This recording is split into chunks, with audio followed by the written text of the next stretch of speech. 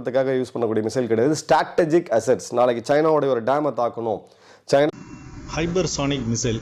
காற்று 1000 மடங்கு போகுதுன்னா இது 10,000 மடங்கு வேகமாக போகும். இது 16,000 கிலோமீட்டர் வரைக்கும் இலக்கை நிர்ணயித்து 1 மணி நேரத்தில் போய் தாக்கும் அப்படிங்கிறத நிர்ணயிச்சிருக்காங்க. அமைதியாக இருக்க இந்தியா, காந்திஜி அஹிம்சைக்காக போராடின இந்தியாவை ரொம்ப சுரண்டி பார்த்துட்டாங்க. அநியாயத்துக்கு சுரண்டி பார்த்துட்டாங்க. வேறு என்ன தான் பண்ண முடியும்? அதாவது யானைக்கிட்ட போய் அடிச்சுக்கிட்டே இருந்தோம்னா யானை பேசாமவே இருக்கும். திருப்பி ஒரு சிம்முச்சுன்னா என்ன ஆகும் அப்படிங்கிறத மற்ற நாடெல்லாம் யோசிக்க மாட்டேங்கிறாங்க.